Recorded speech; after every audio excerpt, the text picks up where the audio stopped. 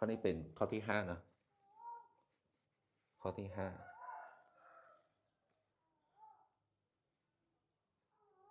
ให้ตำรา f ก็ได้ y ก็ได้ได้นะนี่นะเท่ากับ x กำลัง2ลบ 2x เมื่อกำหนด x อยู่ในวาง0 หา 3นะนี่แล้วเวลานี้ขอเจาะเฮาซอกหาจงซอกหา f min เท่านั้นนะซอกหาตัวน้อยสุดของตัวนี้ตัวเลือกของเรามีอย่างข้อ A คือ0ข้อ B คือ-1ข้อ C คือ3ข้อ D คือ1เราจะไปซอกหาตัวนี้นะแต่ก่อนเราจะไปซอกเขาต้องไปซอกหาตัวที่เมื่อกี้อาจารย์สอนเป็นวิธีที่2ก่อนบทแก้ของเราไปเขียน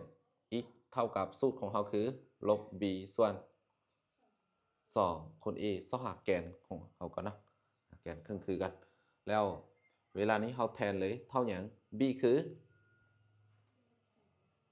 ลบคูณลบกลายเป็น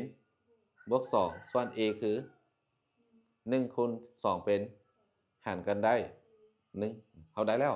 วันนี้เราต้องแทนตัวนี้เข้าไปเลยเมื่อ x เท่า1เราจะได้ f ของอย่างเมื่อใดมี x เอาเลข1วางใส่หมดเลย1เท่า1กำลัง2ลบ2คูณ1คำนวณได้อยู่1กำลัง2ได้1ลบเขียนไว้2คูณ1ออก1ลบ2ได้ลบ1เขียนไว้ก่อนแล้วต่อจากนี้เขาเลขของเฮาแม่นอย่าง x อยู่ระหว่างตัวนี้ไหมเนาะฉะนั้นตอนนี้เราต้องแทน x เท่า0ไปให้เลยถ้า x เท่า0ไปอีกเราจะได้ตำรา f ของเราคือเมื่อใดมี x เขียน0ใส่เมื่อ0กำลัง2ลบ2คูณ0คำตอบคือ0เลยไหมเนาะ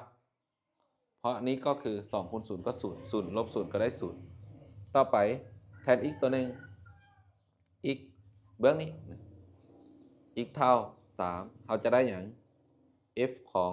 3เท่ากับทุกๆบอลที่มี x เอาเลข3ใส่เลยแทน3เข้า3กำลัง2เท่านั้นนะกำลัง2ลบ2บอลนี้เอา3ใส่คิดไร3กำลัง2คือ9ลบ6ออกอยู่3ฉะนั้นเราเทียบเลยระหว่าง3ค่านี้ตัวใดน้อยที่สุดตัวนั้นเป็น f min ของเขา-1ฉะนั้นเขาจึงหมายข้อ b นี้ถ้าเขาจะถามให้เขาซอกหา min และ max พร้อมกันตอนนี้ง่ายสุดคืออย่าง3ถ้าเขาจะถามถึง f max หรือว่าค่าง่ายสุดของตำราแม่นเขาตอบ3นะแล้ว0มันคือตัวเครื่องกลางเขาบอกเอาอยู่แล้วเดี๋ยวนี้อันนี้คือข้อที่5ต่อไปเขาไปเบิ่งในข้อที่อย่างข้อที่6คันถามให้อาจารย์ให้เขาซอกหาอย่างค่าใหญ่สุด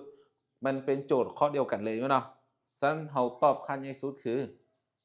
3นี่เดี๋ยวนี้ใหม่เอาเลยนะ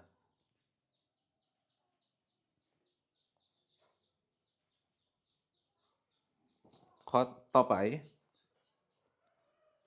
เป็นข้อที่7มั้ยเนาะข้อที่7ก็แก้คือกันเลยแต่ข้อคันถามให้เราซอกหาไวมินมั้ยเนาะตอนนี้เราก็แทน3ส่วน2เพราะอาจารย์เฮ็ดข้อคันถามใครคือกันเด้เวลานี้เราแทน3ส่วน2ใส่แล้วเราก็จะได้เพราะว่าเราก็มีค่าที่ x แทน1เข้าไปแล้วเนาะเราเหลือแต่แทน3ส่วน2แทนใส่ตัวนี้แทนใส่ลองแทนดูแล้วได้ตัวใดน้อยที่สุดคำตอบจะเป็นตัวนั้น